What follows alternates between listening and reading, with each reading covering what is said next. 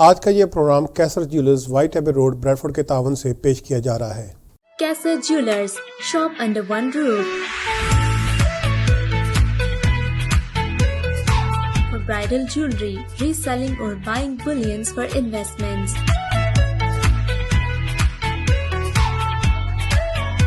We offer the best prices for your old jewelry. Visit Kaiser Jewelers today.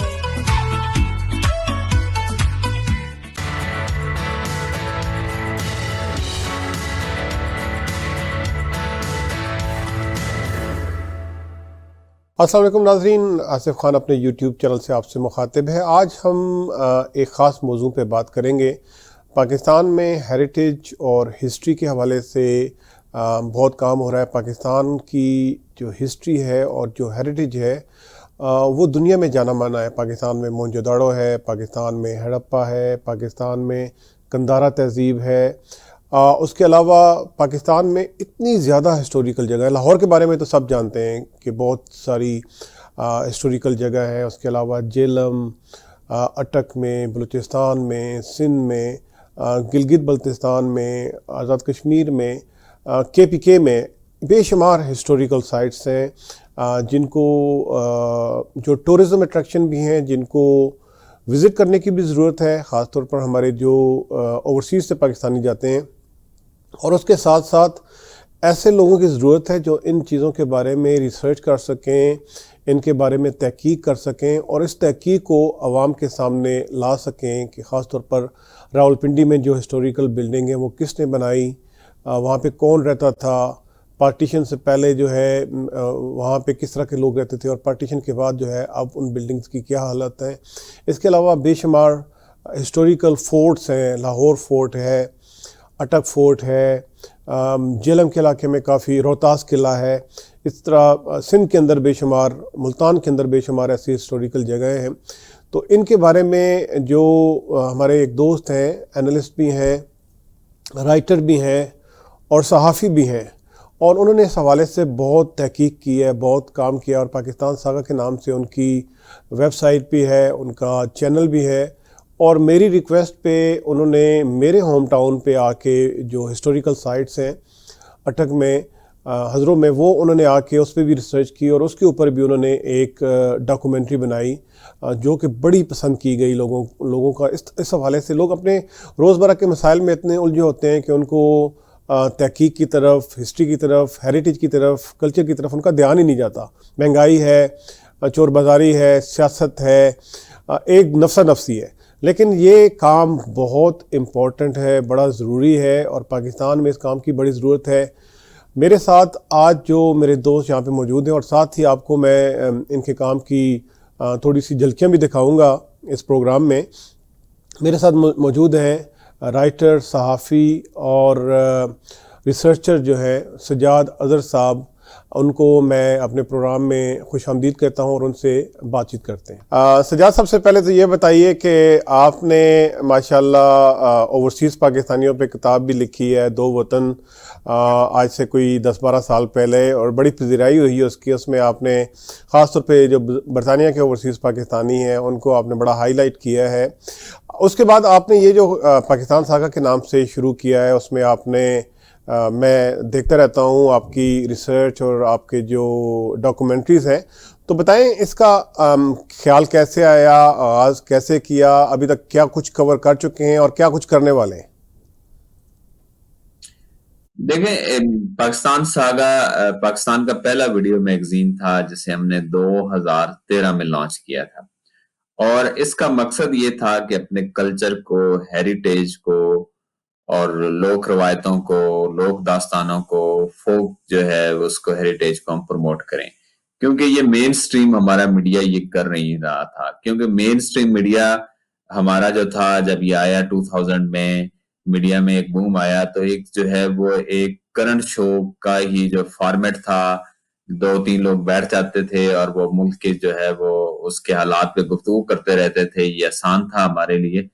تو وہ جو اس کے بعد 40 چینل کے سارے اسی فارمیٹ کو کیا، تو جو ملک کا جو مسائل ہوتے ہیں، جو اس کا کلچر، ہیریٹیج، یہ کہیں پہ تھا، مسنگ تھا۔ تو پھر ہم نے اس کو جب ڈیجیٹل میڈیا کے پلیٹ فارم پہ 2013 میں ہم نے شروع کیا، تو ہم نے 1 سال کے اندر جو ہے وہ 120 ویڈیوز جو ہے وہ پروڈیوس کی، ہم نے ڈاکوڈراماز پروڈیوس کیے، ہم نے جو ہے وہ اسی طرح کا کام جو ہے وہ ہیریٹیج کو ڈیولپمنٹ کے لیے اس میں کیا. تو اس کا بڑا اچھا ریسپانس آیا، اور اس کے بعد جو ہے وہ ایک سلسلہ جو ہے وہ ڈیجیٹل میڈیا پہ شروع ہو گیا. کئی بلاگر آئے، سینکڑوں لوگ آئے جنہوں نے اس کی پیروی کی، اور آج میں یہ سمجھتا ہوں کہ جو ڈیجیٹل میڈیا کے پلیٹ فارم سے پاکستان اور کے کلچر اور ہیریٹیج پہ بہت بڑا کام ہو رہا ہے. نہیں، بہت زبردست. اور میں تو بڑا کریٹیکل ہوں پاکستان کا جو مین اسٹریم میڈیا ہے، کیونکہ آپ کسی کی چینل کو اٹھا لیں، پہلی جو آج کل تو چلو پولیٹیکل ایکٹیویٹی چل رہی ہے تو وہ اکثر جو ہے نیگیٹیوٹی زیادہ ہوتی ہے، اور پاکستان کا جو ہیریٹیج ہے، پاکستان کا جو فوک کلچر ہے، پاکستان کا جو کلچر ہے، اس کے حوالے سے جو ہے پرفارمنگ آرٹس ہے، اس کے حوالے سے بہت کم دیکھنے کو ملتا ہے. تو میں تو آپ کو اپنے اوورسیز پاکستانیوں کی طرف سے، اپنی طرف سے آپ کو شاباش دوں گا کہ آپ نے ایک بہت زبردست آغاز کیا. آپ نے ہزروں پہ ڈاکومنٹری بنائی ہے، وہ بھی بڑی وائرل ہوئی ہے.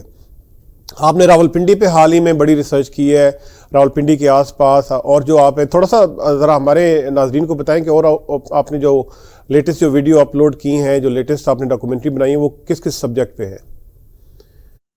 اچھا، میں ڈاکومنٹریز تو جو لیٹسٹ پہ اس پہ جو ہے میں بعد میں آتا ہوں.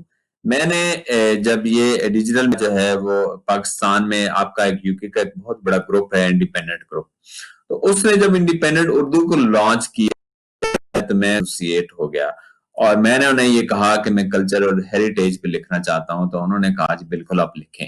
اور یہ حیران کن بات تھی کہ جو اس سے پہلے جو ڈان.com ہے، ڈان گروپ کی ایک ویب سائٹ ہے، بڑا ڈیجیٹل پلیٹ فارم ہے، تو اس پہ بھی جو ان کے جو کلچر اور ہیریٹیج پہ سٹوریز آتی تھیں، ان کا بہت زیادہ ریسپانس آتا تھا. تو جب ہم نے یہ تجربہ کی تو بہت اچھا ریسپانس آیا. اور یہ ایک بات بالکل جو ہے وہ واضح ہے کہ قارئین جو ہیں وہ بیانات سے، سیاسی شعبہ بازیوں سے ہٹ کے پڑھنا چاہتے ہیں. وہ اپنے کلچر اور ہیریٹیج کو دیکھنا چاہتے ہیں، وہ اپنی تاریخ کو دیکھنا چاہتے ہیں، وہ یہ ساری چیزیں، پرفارمنگ آرٹس ہیں، یہ چیزیں ہیں، یہ دیکھنا چاہتے ہیں. لیکن ہمارا جو مین سٹریم میڈیا ہے اس کے اندر یا تو لوگوں کو کیپیبلٹیز نہیں ہیں، یا یہ ہے کہ وہ کرنا نہیں چاہتے اور ان کا ویژن اس طرح نہیں ہے. وہاں جو لوگ بیٹھے ہیں وہ بڑے اسٹیریوٹائپس لوگ ہیں، اور میرا تو یہ خیال ہے کہ ان کا مقصد صرف اس معاشرے میں ہی تفریح پیدا کرنی ہے. ادروائز اس ملک کے ریئل ایشوز کو ایڈریس کرنا شاید ڈیٹ ہی نہیں ہے، جو شاید انہیں دیا ہی نہیں گیا. جی جی صحیح ہے، صحیح ہے. اس اچھا، حوالے سے آصف خان نے لکھا راولپنڈی کی ہسٹری. آپ کے سوال کے دوسرے ایشو پہ آتا ہے. راولپنڈی اسلام آباد جو ہے وہ یہ کہا جاتا ہے کہ یہ اسلام آباد ایک نیا شہر ہے، لیکن میں اس کی جب ہسٹری پہ آتا ہوں تو میں لوگوں کو بتاتا ہوں کہ یہ نیا شہر ضرور ہے، لیکن اس کی ہزاروں سال پرانی تاریخ ہے.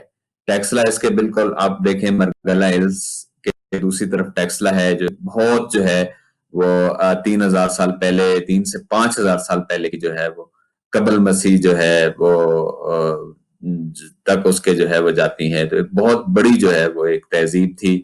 اس کے علاوہ پنڈی جو ہے، لوگ یہ کہتے ہیں، آپ بھی یہاں آپ کو برطانیہ میں راولپنڈی اور کوٹھوار کا بڑا ڈائسپورا ہے.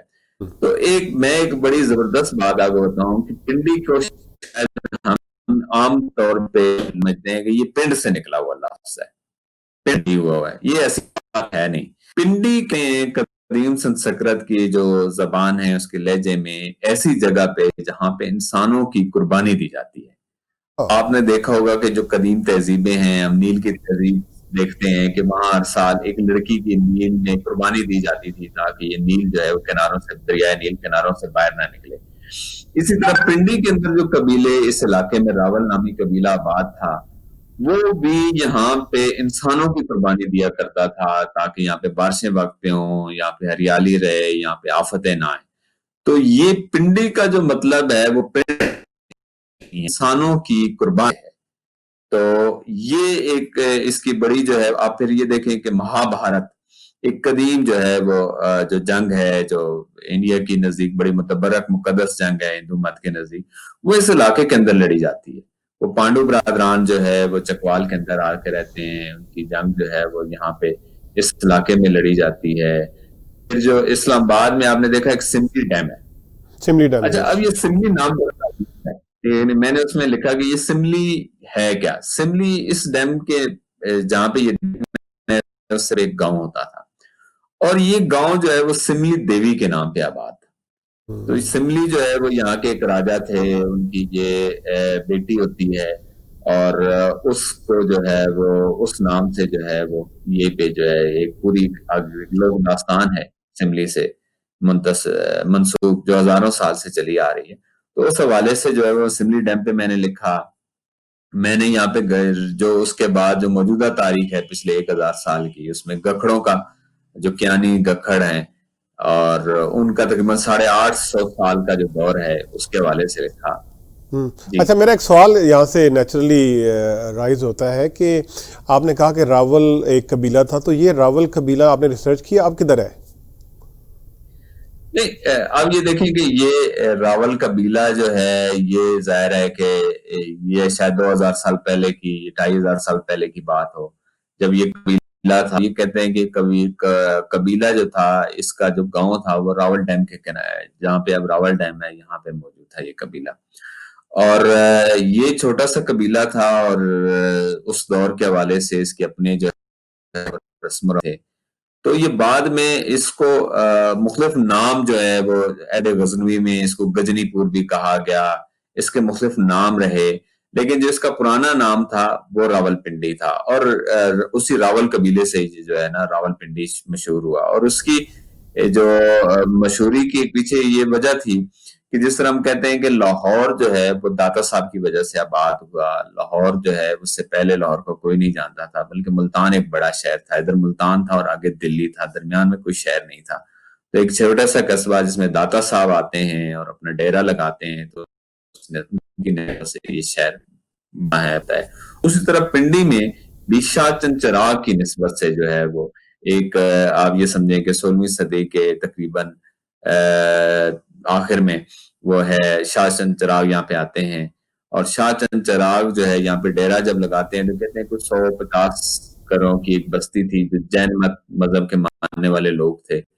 تو وہاں پہ جب آتے ہیں شاہ چند چراغ لگاتے ہیں, ان سے لوگ آتے ہیں, ملنا جلنا شروع کرتے ہیں, ان سے کرامات ظاہر ہوتی ہیں.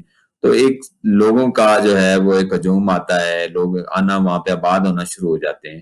تو اس شہر کی نسبت بھی جو ہے ایک صوفی بزرگ شاہ چند چراغ سے ہے, جدید اگر ہم راول پنڈی کی کہیں. اور پھر انگریزوں کے آنے تک بھی شاید اس کی آبادی جو تھی وہ 25-30 ہزار سے زیادہ نہیں تھی. جب 1849 میں انگریز یہاں پہ آتے ہیں اور 1851 میں وہ ہندوستان کی سب سے بڑی چھاونی کی پنڈی میں بنیاد رکھتے ہیں, کیونکہ اس وقت اینگلو افغان وار جو ہے وہ لڑی جا رہی ہوتی ہیں.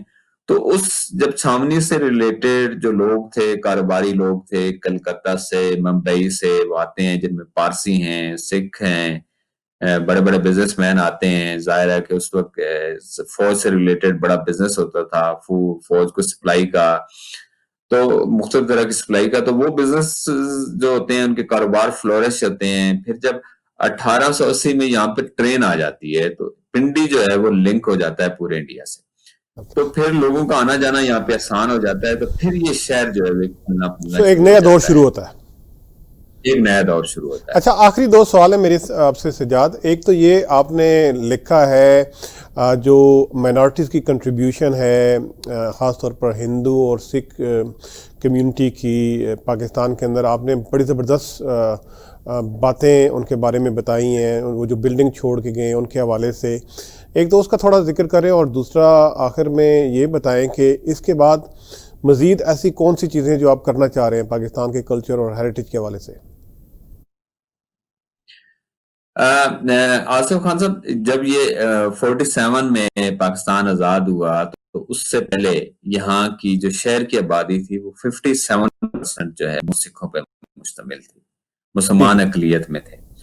اور حیران کن بات ہے کہ یہ بڑے مذہبی وفاداری کے اندر یہ لوگ رہتے تھے, لیکن ان کے اندر جو پہلا فساد تھا 1926 میں ہوا, جس کو میں نے جو ہے جس پہ لکھا بھی, ہندوؤں مسلمانوں اور سکھوں کے درمیان فساد کی جو صورتی چنگاریاں موجود تھیں, جس کے مارچ کے اندر فساد ہوتا ہے پنڈی میں، تو وہ پہلا فساد ہوتا ہے جو سکھ مسلم ہوتا ہے.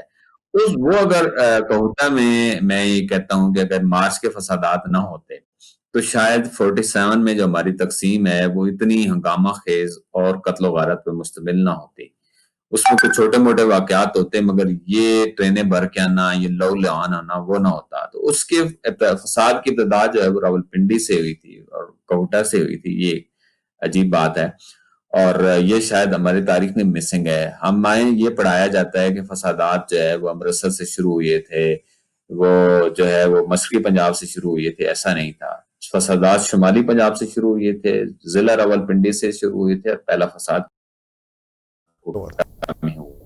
چاہیے کہ لوگوں کو ہم یہ ریئل بتائیں تاکہ لوگوں کو پتہ ہو کہ یہ جو نفرتیں ہم نے ایک دوسرے کے آگے کھڑی کر دی ہیں، یہ نفرتیں کچھ ہلکی ہوں، کچھ محبت کا جو ہے وہ راستہ کھلے اور ہے وہ اپنے ماضی پہ پشیمان ہوں اور ایک اچھے مستقبل کی طرف جو ہے وہ اچھے ہمسایوں کی طرح رہیں. یہ ہے. اور دوسرا میں یہ کرنا چاہتا ہوں کہ راولپنڈی اسلام آباد کی تاریخ جو ہے اس کو صحیح طریقے سے مرتب نہیں کیا گیا. آج تک کوئی ایسی مستند کتاب نہیں ہے جو ایک تحقیقی حوالے سے لکھی گئی ہو. میں اس پہ کام کر رہا ہوں اور تقریباً اس کا 70% کام مکمل ہو چکا ہے، 30% رہتا ہے. تو میں یہ چاہتا ہوں کہ ایک کتاب جو ہے میں یہ لاؤں سامنے تاکہ لوگوں کو اور ہماری آنے والی نسلوں کو تحقیق میں آسانی ہو اور اس سے آگے تاکہ مزید تحقیق کے راستے کھلیں. بہت بہت شکریہ سجاد. اور اس آخر میں یہ ضرور آپ سے کہوں گا کہ آپ نے ایک کتاب لکھی تھی دو وطن، آپ نے اوورسیز پاکستانیوں کو بھی بڑا ہائی لائٹ کیا ہے، ان کی ایفرٹس کو، ان کی کوشش کو، ان کو جو مسائل درپیش ہیں. تو کیا فیوچر میں کوئی نظر کرم پڑے گی اوورسیز پاکستانیوں پہ بھی؟ اوورسیز پاکستانیز پہ میری کوشش ہوگی کہ میں اب آؤں اور دوبارہ اور میں وہاں دیکھوں کہ جو آپ کی جو تیسری نسل ہے وہ کیا سوچ رہی ہے. کیونکہ وہ جو میں نے کتاب لکھی تھی جس میں آپ کا بھی ہے، اس میں بڑا تفصیلی ذکر ہے کہ یہ جو آپ پہلی نسل تھی آپ لوگوں کی، آپ لوگ گئے ایفرٹس کی، اب ایک بہت جو ہے وہ تیسری نسل جو ہے وہ مین سٹریمنگ کی طرف ہے. مطلب اس کا برٹش پالیٹکس بہت تھا. اس وقت جب ہم یہ کتاب لکھ رہے تھے تو یہ نہیں کہا جا سکتا تھا کہ لندن جیسے شہر کا بھی ایک میئر جو ہے وہ پاکستانی ہوگا، مسلمان ہوگا. تو میں نے تو اس کتاب میں یہ لکھا تھا ایک وقت آئے گا کہ کوئی ایشیائی پاکستانی جب جو ہے وہ یہاں کا وزیر اعظم بنے گا تو شاید اس وقت اس کتاب کی اہمیت تو چند ہو جائے اور لوگ یہ دنیا کے لوگ یہ دیکھنا چاہیں کہ یہ لوگ کن حالات میں آئے تھے، کن حالات میں رہے اور کیسے وزارت عظمیٰ تک پہنچے. تو میں بڑا پر امید ہوں آپ کی جو جنریشنز ہیں، اگلی جنریشنز ہیں ان سے. اور میں شاید میری یہ خواہش ہے کہ میں آؤں اور میں اب یہ آپ کی تیسری جنریشن سے مکالمہ کروں اور اس کے بارے میں جو ہے وہ مزید جو ہے وہ آگے لکھوں جا کے. ٹھیک ہے، بہت بہت شکریہ سجاد، آپ سے بات کر کے بہت مزہ آیا. I wish you all the best. Thank you. اور یہ تھے جی سجاد اظہر صاحب، جنہوں نے پاکستان کے کلچر، ہیریٹیج اور وہ جو انہوں نے اس پہ جو کام کیا ہے، جس طریقے سے وہ اسلام آباد راولپنڈی کی ہسٹری پہ کام کر رہے ہیں، پاکستان کی مائنورٹیز کا جو رول تھا پاکستان میں، پاکستان کی جو ہسٹوریکل سائٹس ہیں ان پہ انہوں نے جو ریسرچ کی ہے اور جس طرح وہ پاکستان کو ہائی لائٹ کر رہے ہیں دنیا میں، بہت احسن کام ہے. پاکستان کا مین سٹریم جو میڈیا ہے وہ اس سلسلے میں بالکل واضح طور پر کہتا ہوں کہ کوتاہی کر رہا ہے. اور سجاد اظہر اور ان جیسے جو لوگ ہیں وہ پاکستان کے کلچر کو، پاکستان کے ہیریٹیج کو دنیا کے سامنے لا رہے ہیں، پاکستان کی ہسٹری کو لا رہے ہیں اور یہ ایک بہت ہی احسن کام ہے. تو اسی کے ساتھ ہی آج کے پروگرام سے آپ سے اجازت چاہوں گا. اگر آج کی ہماری یہ ویڈیو آپ کو پسند آئی ہے تو اس کو لائک کریں، کامنٹ کریں، شیئر کریں، میرے چینل کو سبسکرائب کریں اور بیل آئیکن پہ کلک کریں. بہت شکریہ. پاکستان زندہ باد.